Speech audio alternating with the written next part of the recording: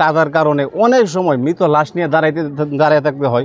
আজকেও 3টা বাচ্চা নাকি পড়ে স্কুল থেকে চলে গেছে, মানে তার স্কুলে যাইতো না, বাড়িতে চলে গেছে। ডেলিভারি রুগী থাকে, যে কোনো ইমার্জেন্সি রুগী থাকে, যে হার্টের প্রবলেম হয়, ওদেরকে হসপিটাল নিয়ে যাইতে হয়।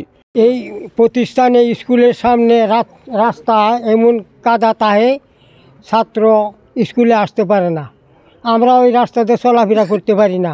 কবরস্থান বা একটা মসজিদ, এটা 4টা প্রতিষ্ঠান আছে। প্রতি বছরে ঈদে গ্রামের মানুষ সকলে আসতে হয়, এই মাঠকলায় নামাজ পড়ি আমরা।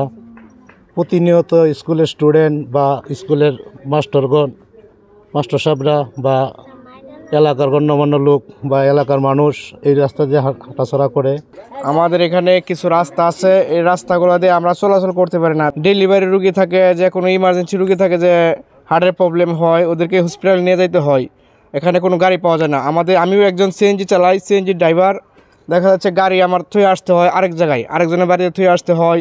গাড়ি অনেক সময় চুরে নেয়, গাড়ির জন্য কোনো নিরাপত্তা দেয় না কেউ। সরকারের কাছে আবেদন জানাই, ইউনো মহোদয়ের কাছে আবেদন জানাই। এই রাস্তাটা আমাদের কাদার কারণে অনেক সময় মৃত লাশ নিয়ে দাঁড়িয়ে থাকতে হয়, বন্ধেতে নামে আইতে হয়।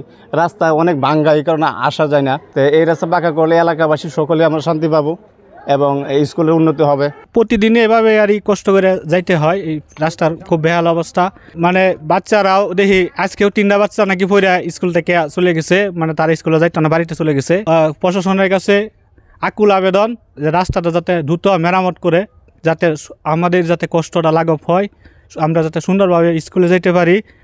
ঈদগাহ মাঠ আছে, জামে মসজিদ আছে, কোরফুলা আছে, এখানে অনেক বসতি ঘনবসতি লোক আছে।